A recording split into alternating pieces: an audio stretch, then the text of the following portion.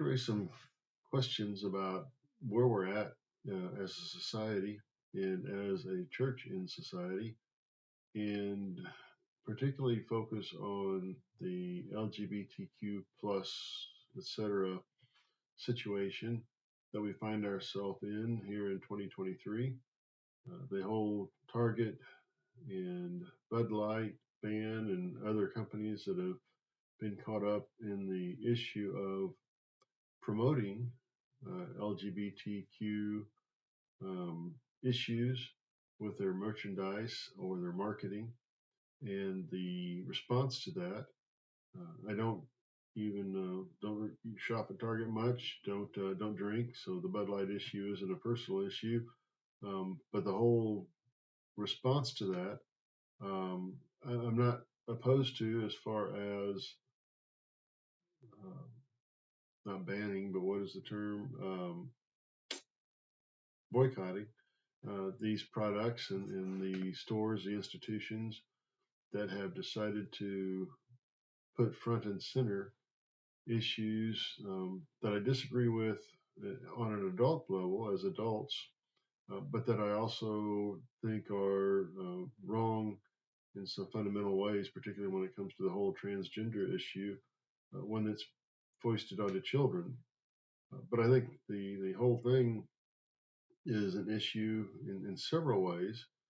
The degree to which all of this, from the Christian perspective, is a spiritual issue, all of the politicking is going to have no effect whatsoever. And in fact, it may be the degree to which Christians are associated with particular political positions. It may be a situation where taking stands vocally and politically closes the door to individuals hearing what Christians are going to suggest is really the primary message that ought to be heard, namely uh, the degree to which anybody, whatever the issue is that is participating in something that Christians would view as a sin. And I'm not saying any particular thing here, but just anything sin in general. The degree to which Christians would challenge individuals to reflect on their lives, even Christians' own lives, and deal with those things that are called sin.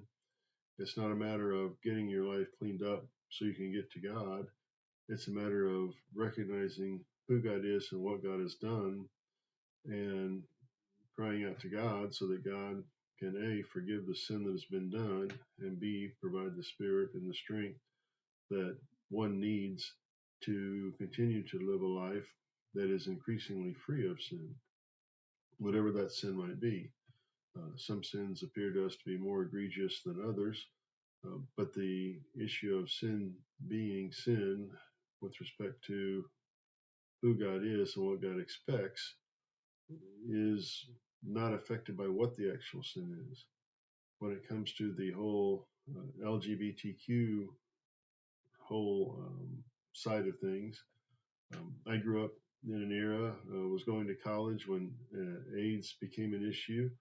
Uh, I was in high school when the whole sex education thing began to appear on the scene. And remember wondering, doesn't anybody know what sex is? Does anybody live on a farm? I mean, the whole idea of having to learn about sex seemed like a strange concept at the time. And in some ways, it still does, particularly the degree to which this whole approach or area of study, shall we say, seems to have been hijacked by those who are uh, making it appear to children and to the world at large that sexual identity is a primary issue with respect to self identity.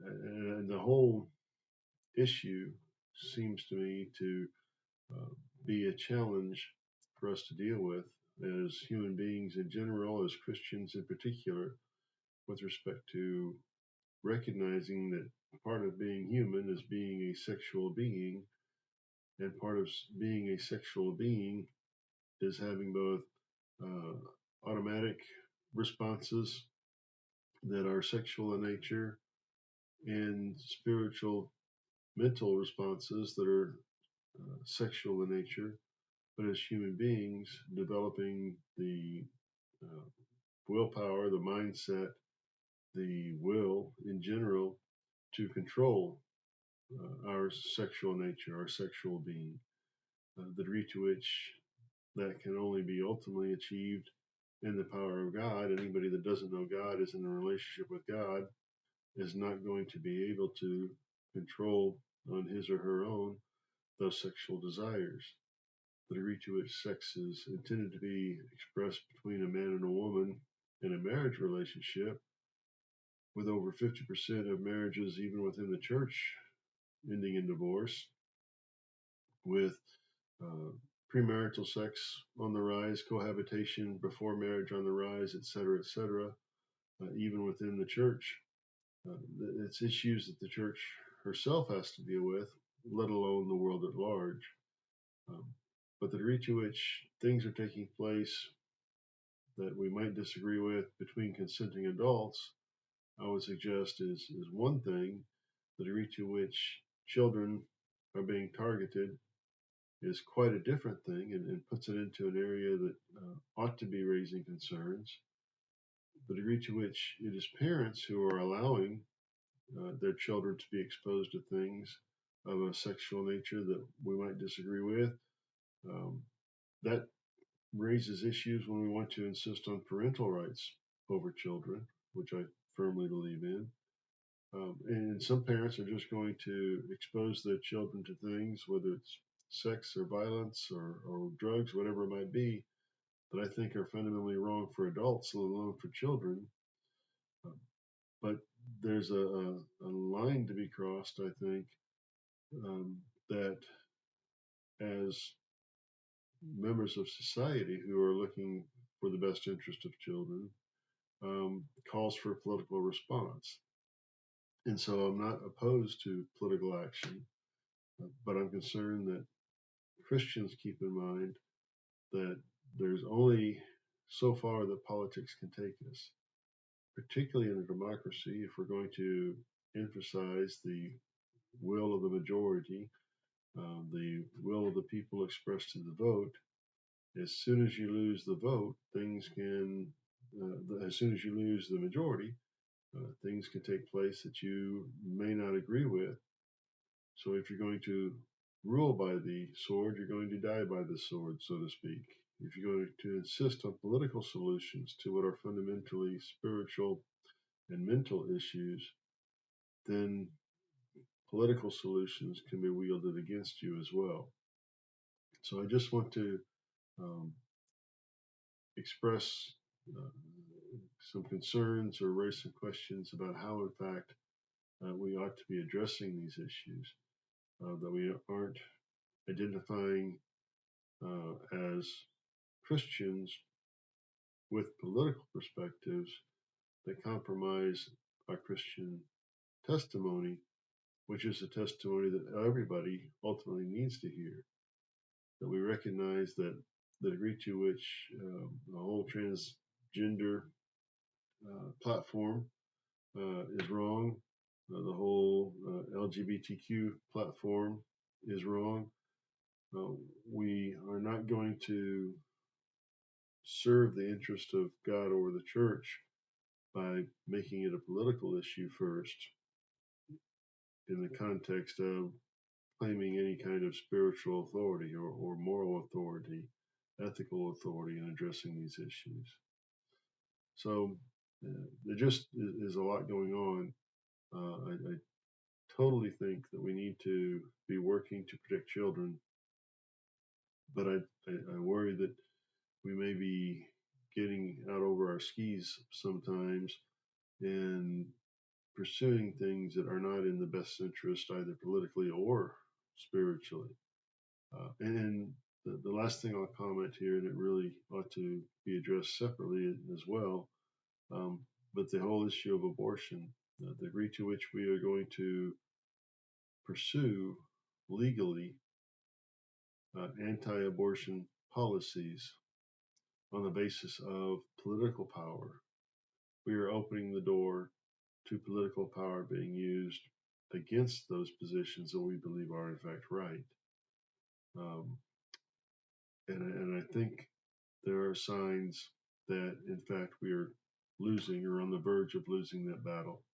I do think that while I was not a fan at all of the Roe versus Wade decision, um, I think when it comes to how to handle the topics of abortion and even the LGBTQ issues in the world as it is today, not in the world as we remember it 50, 60, 100 years ago, we need to exercise a little more wisdom in how we approach these issues if in fact we want to secure the best possible political outcome while also maintaining our testimony and the opportunity to earn a hearing on the issues that are in fact of primary importance, which if those issues, namely the spiritual issues, are sorted out, everything else will take care of itself. Even if we win on the political side, if we lose a hearing on the spiritual side, then the most important things will remain fundamentally unaddressed.